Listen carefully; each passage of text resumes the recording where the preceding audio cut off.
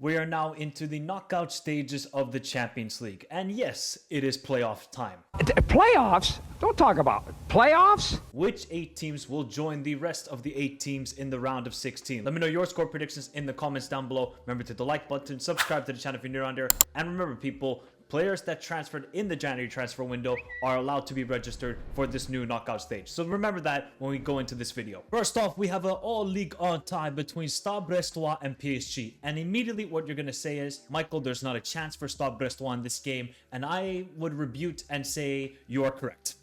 There is no chance for Stade Brestois. While they have been an incredible story throughout this Champions League campaign, I really struggled to myself. I was trying to give the underdogs a chance. I don't really give a chance here to Stade Brestois because PSG simply own Ligue 1 and they especially own Stade Brestois. The way Stade Brestois are going to advance from this tie is they have to win that home tie.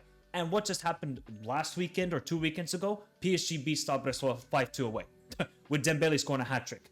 So if you're Stade Brestois, you're going to try and make this game so difficult for PSG. But it's just the firepower that Paris Saint-Germain have at the moment with Dembele to Barcola and now Kivara to Desiree Doué, Lee Kangin off the bench, Gonzalo Ramos scoring goals off the bench. It is very difficult to stop this PSG team. They are in such good form. So for Stade Brestois, if you don't win that home tie, you can just go to Paris, go to Disneyland, take some photos, and go back to Brest because this is going to be PSG. They advance to the round of 16. And if you're Liverpool and you're Barcelona, you don't want to face PSG right now. The next tie is Club Brugge against Atalanta, the CDK derby. CDK will be returning to Club Brugge, the team he first started off at and then went to AC Milan, flopped there, and now at Atalanta. So this is an intriguing tie because while Club Brugge are one of the lower seeded teams in this bracket, they are a good team. I always say this about Club Brugge, most underrated team in Europe. Yes, they lost to Manchester City.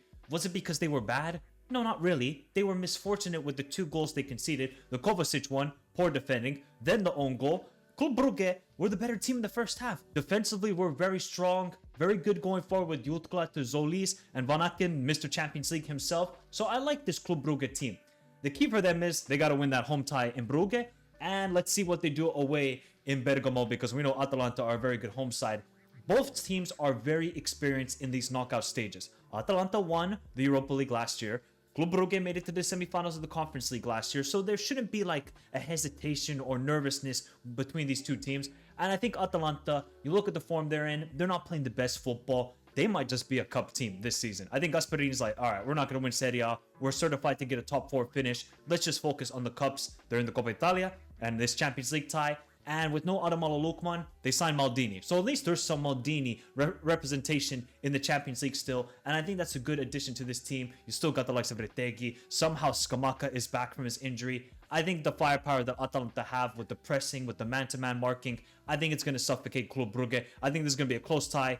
But at the end of the day, I'm going to go with Gasperini and Atalanta to advance to round of 16. Rematch time. AS Monaco against Benfica. Is this going to be the same thing as what happened in the league phase, which was a chaotic game and eventually Benfica winning 3-2. Pavlidis coming up clutch. Amodini off the bench coming up clutch. Obviously for Monaco, they added Mieres, the Danish striker from Strømgras. And what did he do? He got an 8-minute hat trick.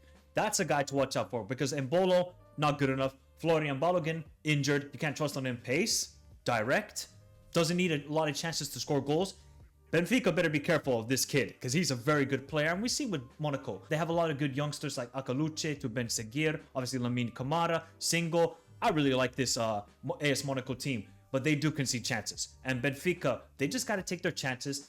Defensively got to be better because the games against Barcelona, the Juve performance should be how they defend. Just nullify the teams to crossing, and Trubin, very underrated goalkeeper in Europe. I like this Benfica team, even though they added Belotti. Why are you adding another striker? You already have Artur Cabral to Amodini to obviously Pavlidis. And Pavlidis right now is in good form. Let's see if he continues it in this Champions League tie. I think this is really 50-50. The key for Monaco is win the home tie and then just go for a draw in Lisbon. And for Benfica, just get a draw away from home and you're going to be fine at home. Because at home, yeah, they drew with Bologna. They lost to obviously Feyenoord, but they destroyed Atletico. They really should have beaten Barcelona. And for me, Benfica are going to go through. I could see this going to penalties. I really could. I think it's really 50-50 in my opinion, but Benfica just slightly edge it over Monaco. And then the big one. For the 4th year in a row, Manchester City and Real Madrid. Ugh. I'm bored. Why do we need to see this tie again? Why? But you can blame both teams. Both teams should be in the top 8. With the quality they have, there's no excuse for them to finish where they were in the league phase, especially Manchester City. 22nd? Are you kidding me? So what is this tie going to be? Well, I'm going to guarantee this. There's going to be goals because neither team can defend.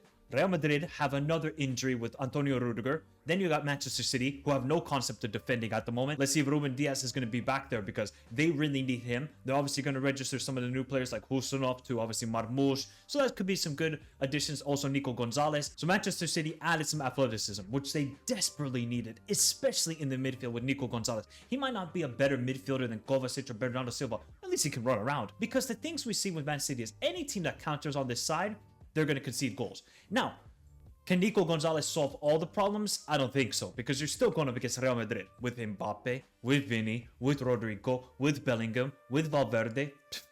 I mean, both teams just cannot defend. So I'm imagining to myself, this is going to be 8-8, and it's going to be the stars that are going to define this tie. The Haalands, the KDBs, the Marmoush, the Vinis, the Mbappes, the Rodrigos. Those are the guys I'm going to watch at this time. I'm not going to watch Vasquez. I'm not going to watch John Stones or Akanji because those players right now are low in confidence or just really fatigued. You don't have much confidence in either of these two teams. But it is Real Madrid. It is the Champions League. I think Man City will put up a good fight. They have a really tough schedule coming up with like Liverpool, Nottingham Forest, and Real Madrid in between all of those fixtures. I think Real Madrid, yeah, they're not playing the greatest football. They're such an inconsistent team, but they got the firepower. And I think Asensio is a decent center back. Let's go with Real Madrid to advance. Next up, we got Sporting Club de Portugal against Dortmund. Now, this is an interesting tie because while Sporting faded away in the league phase, they were a 1-point top 3, then they faded all the way down to 23rd. Sporting are still a good team. They still got Yerkeres. Morten Hjulmand might be the best midfielder in this tie. Yes, the other team has Julian Brandt, to obviously Sabitzer, to other players, Emre Can. Morten Hjulmand is a beast. This guy should be getting more praise for how good of a midfielder he is. The problem for me with Sporting is, obviously with this new formation change and tactics, is it hindering some of the players? Are the players familiar with it? Yerkeres though, if he doesn't play, I don't give Sporting a chance because he is such a difference maker. While Hader is doing very well at the moment, he's no Yerkeres. Yerkeres is the difference maker for this team. No Pedro Gonzalez, so it's kind of tough for Sporting. While for Dortmund, you got Niko Kovac coming into the role. I don't really trust the guy. Look at his last 2 managerial jobs. They've gone horrendously wrong. Now, maybe he learned his lesson from those jobs. Maybe he can take something different to Dortmund. Dortmund just need more defensive solidity. They got the firepower. They got Girassi. They got Duranville. They got, obviously, Bino Gittins. They have so many good forwards. The problem for them is they have no concept of defending. So I'm intrigued. Is this going to be a high-scoring affair, or is this going to be a bit more hesitation from both teams? Obviously, with Dortmund, you expect them to go forward, especially at home. Maybe away from home in Lisbon, they're going to be like, hey, Sporting, you take the ball, try and break this down, and let's see if Sporting can do that, obviously, with one of their wonder kids in Kenda, who was a very good forward. I think the second leg being in Dortmund is going to play a major factor, and that's why I'm going to go with Dortmund winning this tie. I think Sporting are a good team, but maybe they're just focusing on the league. And also with the question marks about Yerkeres' injury, that could really affect the team. Dortmund, they still got the likes of Girassi, to obviously Sabitzer, Brandt, and all these wonderful players. They just haven't played well. Niko Kovac, is he going to be under pressure if they lose this tie? Yeah, he should be, because this is Borussia Dortmund at the end of the day. But I think they will advance to the round of 16. Celtic and Bayern Munich. What a moment for Celtic. It's been a long time since they've been in the knockout stages of the Champions League. And having the first leg at home, Celtic Park, against Bayern Munich, that atmosphere is going to be wild. Oh my god, I wish I had a ticket for that game.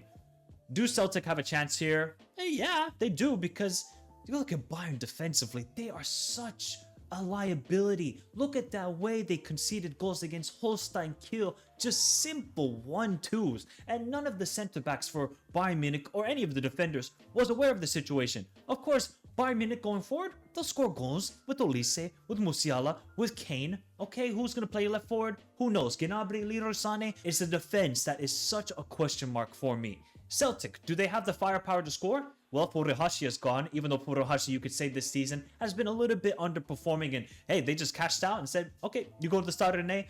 Let's trust in Ida. Ida scored 2 goals against Aston Villa. So maybe he is going to be the starting striker for this team. Jota coming back after he went to Saudi Arabia, then went to Rennes, didn't work out, and now he's back at Celtic. So you can see Celtic have some good forwards, but it's going to be a tough. battle. It's going to be really tough battle. I think Celtic are not going to get annihilated like they did against Dortmund or previous seasons against, I don't know, PSG or Barcelona. No, I don't think that's going to happen to Celtic here. I think at the end of the day, Bayern Munich will win this tie.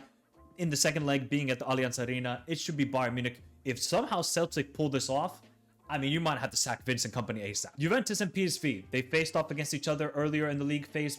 Obviously, that was a Yildiz masterclass. They won 3-1. Juventus on the day, very good performance. And I'm just wondering to myself, will Kolo Muani start? Who would you start, Juventus fans? Would you start Kolo Muani, Vlahovic, or would you start both of them? And of course, you sign Lloyd Kelly. Obviously, they signed Renato Vega on a loan from Chelsea, so at least give them some center backs because they have none at the moment. And will PSV cause them an upset here? Well, do you really call this an upset? No, because PSV are a good team.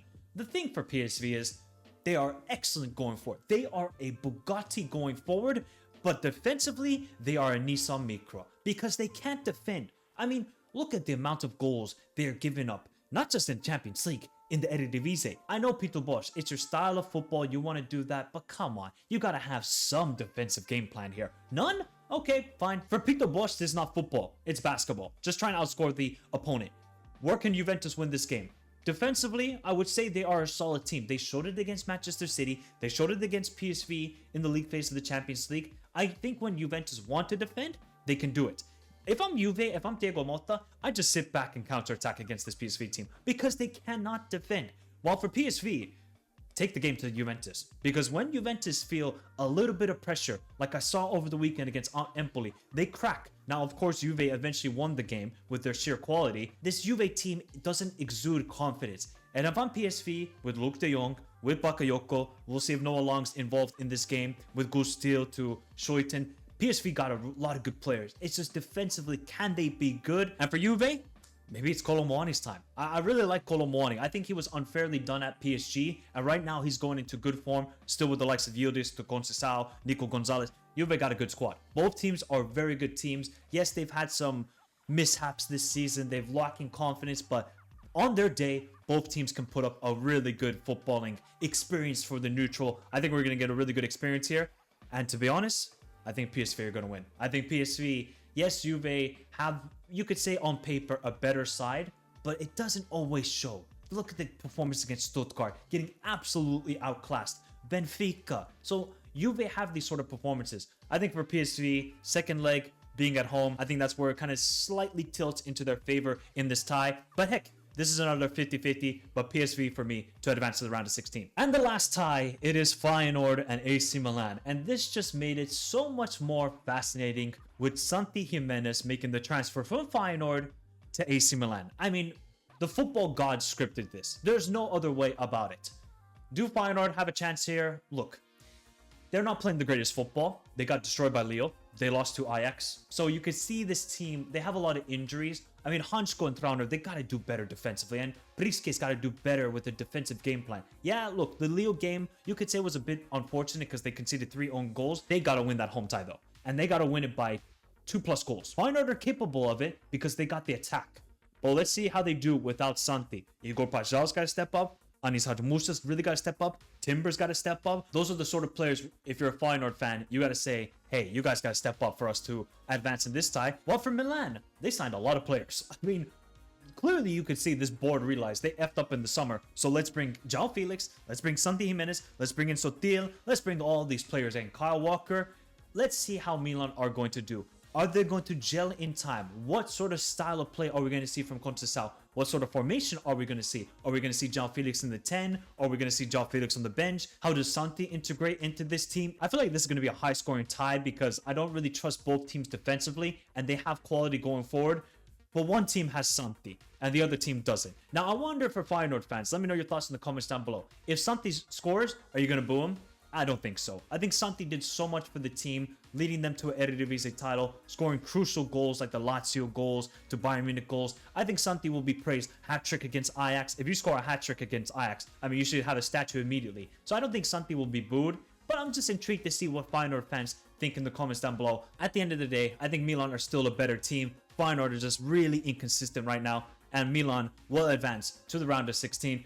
Gonna be a fun tie though. I would highly recommend watching this matchup. But there we have it, people. The playoff predictions are right there. Let me know your predictions in the comments down below. We're gonna do obviously reviews, match reactions, all that sort of stuff here on the channel. So if you like that sort of content for the Champions League, remember to subscribe. And remember to follow me on all the socials. You can find those links in the description down below. You can follow me on Twitter, you can follow me on Instagram, you can join the Discord where it will be very entertaining on the UCL nights. But have a beautiful day, stay safe in this crazy world. Till next time, adios.